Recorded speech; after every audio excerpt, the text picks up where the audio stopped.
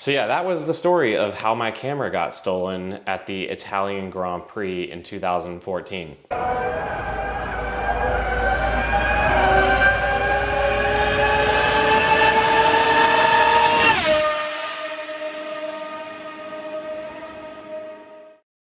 This video is brought to you by Paddock Focus Motorsport Photography Workshops. Want to learn more about how to become a professional motorsport photographer or just take better racing images? Check out paddockfocus.teachable.com and use PF YouTube for 10% off. Welcome back to Fast Frames episode 3. Now, if you've missed the previous 2 Fast Frames, basically it's kind of a deep dive, a breakdown of one of my images from my archive. But this particular image isn't one that is one of my favorites. There's actually kind of a story behind it, and the story is really the one that's worth talking about. So this past weekend when I was in Miami for the Miami Formula One Grand Prix, I just kind of like randomly posted a picture on my story with the caption, because this picture was going across my laptop screen because it's just one of my screensavers that I have just on rotation. And I posted the picture on Instagram and on my Instagram story, and I basically just had the little caption, fun fact, while I was taking this exact picture, my camera was being stolen off of my back. And I had a whole bunch of people respond to me saying, wait, what? Your camera was stolen off your back? Did you get it back? They had so many questions. So I figured for this particular episode of Fast Frames, I would kind of talk about this picture and the story behind it, because the picture isn't one of my favorites in my archive. It's not like one that I really consider one of my best pictures, especially it's not one of my best podium pictures. But every time I see this picture, it always kind of reminds me of that day in 2014 at the Italian Grand Prix in Monza about, yeah, that was a pretty weird day. And it just kind of brings back memories, which is why I really have it in my screensaver rotation. So yeah, I figured I would do a Fast Frames episode about this picture. So this image was taken in September of 2014, so just about 10 years ago now.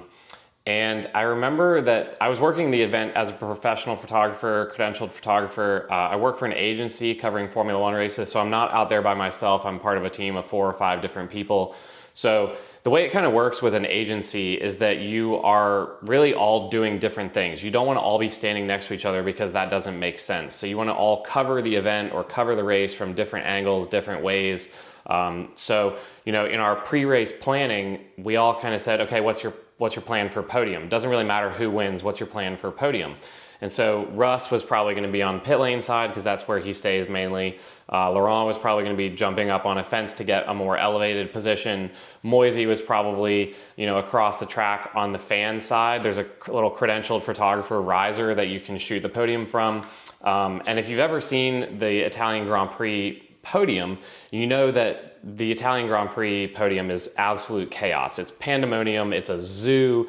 There's 75,000 people, fans, tifosi, just sitting under the podium, basically between the podium and the end of pit lane, which is maybe 200 or 300 meters, there's 75,000 people. You are slammed into this one really small area. It's always a really nice photo. It's like part of the best part of Monza, to have all these people celebrating the winner of the Italian Grand Prix. So knowing that the other guys on the team were going to be doing, you know, more traditional standard shots, like they're the main guys on the team, I'm just a junior guy, I'm kind of just going to go free range and try and do something different. So I decided that I was going to go under the podium with the fans and get kind of a nice wide scenic shot. Like that's the best part of it, is to have that atmosphere, that feeling, that emotion, that passion from all the fans. So I was going to go under the podium with the fans, and I had my 500 on my back. I had it kind of slung over my shoulder. And then I had my 70 to 200 in one hand, and then I had a wider lens of 14 to 24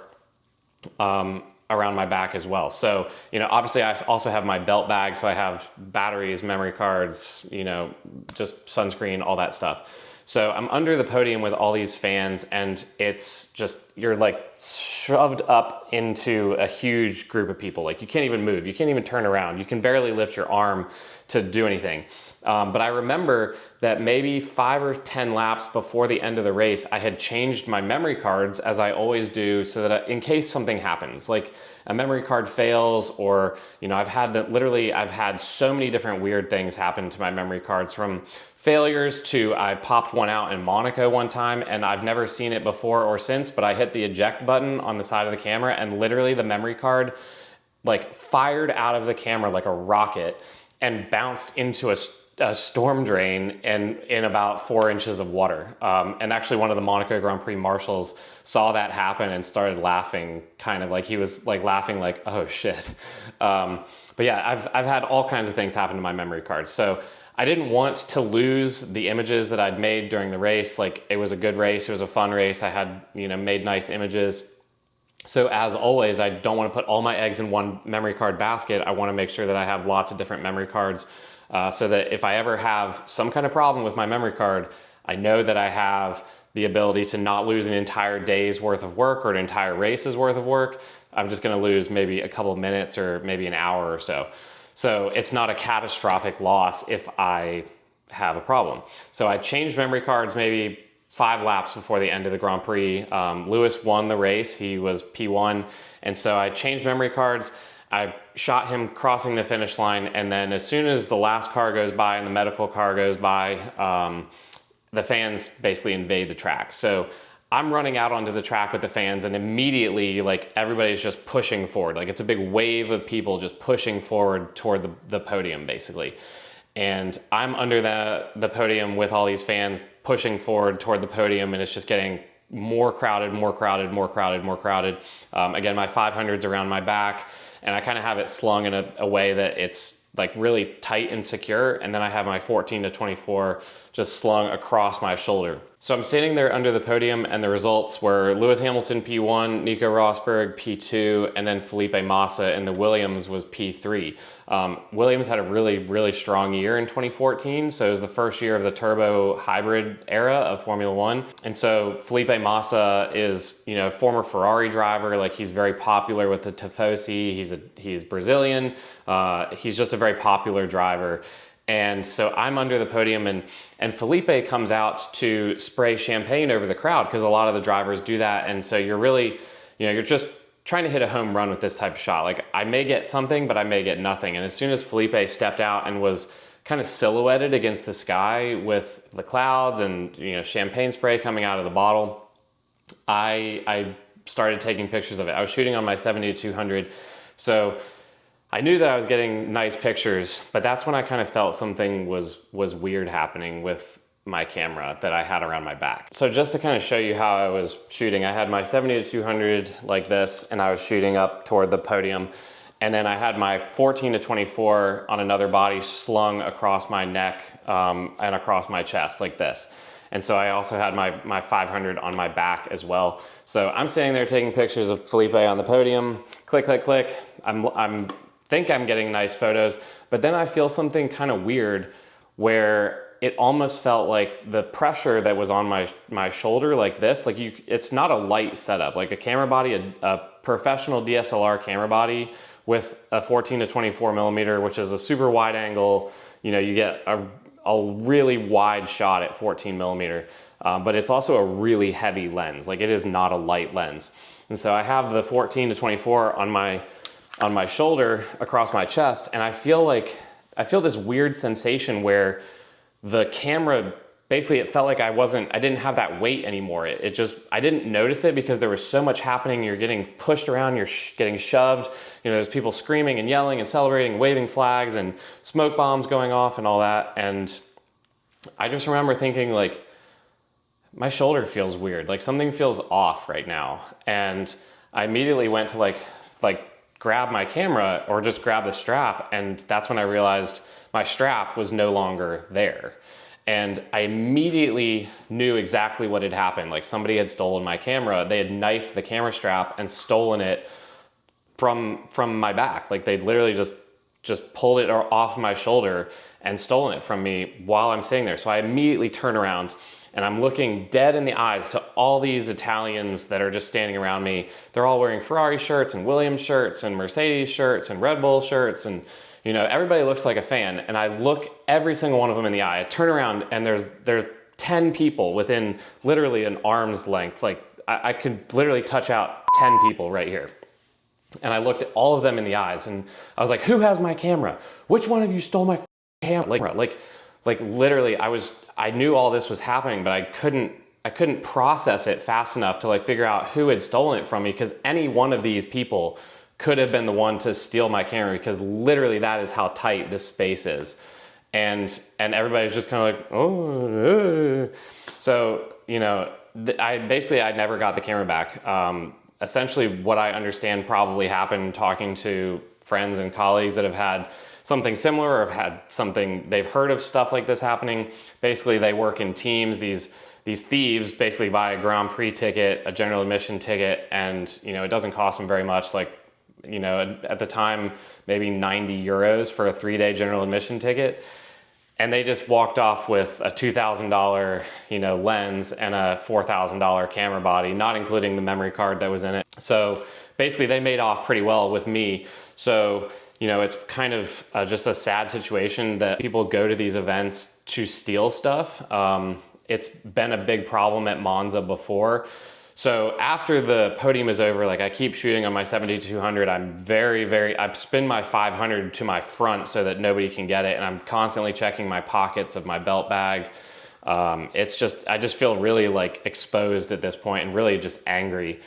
And so I turned around and I leave to leave the podium area, and I walk back toward the media center, and I go in the media center, and everything, all my gear, as any professional photographer should be, is all my gear is insured. So, you know, I'm not worried about the money necessarily, because I'm gonna get the money back, but to get the money back, I need to have a police report. So I go to the police station, which is basically an on-track at the event security / police station that they have set up. And I tried and explain to the police officers what's happened. And obviously they're used to dealing with mainly Italians, and so they had a translator there.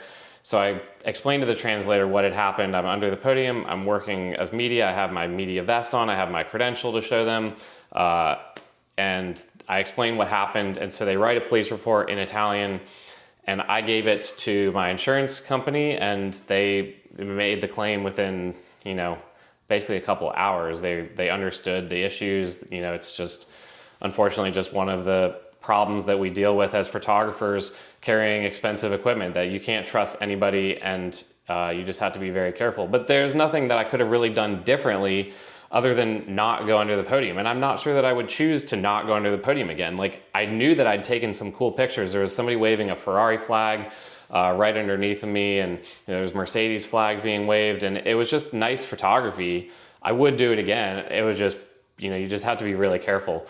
So yeah, that was the story of how my camera got stolen at the Italian Grand Prix in 2014. Again, thank you guys for watching. Thank you for subscribing. Thank you for being part of my channel. I just smashed through the 5,000 subscribers number, which is pretty cool. If you have any interest in sponsoring my channel or sponsoring the video blogs that we're doing, we've got a ton of video blogs that are in the pipe that are being edited and worked on. We have quite a big backlog of video blogs now.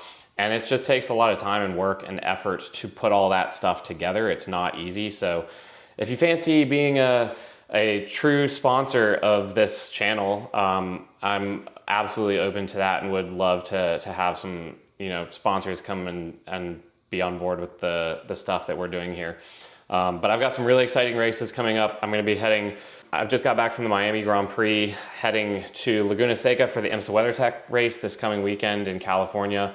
And then I go to Monaco for the Monaco Grand Prix. And then I head straight to Detroit for the IMSA WeatherTech race on the streets of Detroit, which should be a lot of fun. I'm not covering the IndyCar race that weekend just because May and June are it's just crazy for my travel schedule. So I need to get home. And then I go straight from Detroit to Montreal for the Canadian Grand Prix, one of my favorite races of the year. And then I fly literally straight from Montreal to Paris, where I'm going to be doing my 9th, I think, 24 hours of Le Mans, which is pretty exciting. I'm really, like, I love the race, I love the event, but this year is gonna be wild with as many hypercar and LMDH manufacturers as there are. I'm really excited to see the 24 hours of Le Mans and be there to experience it. And then, you know, going straight from Le Mans, you'd think that would be enough to get through the month of May and June, but I go straight from Le Mans to the Watkins Glen 6-hour IMSA WeatherTech race. So then I get a little bit of time off after that, but it's gonna be a pretty wild May and June. But again, thank you for subscribing.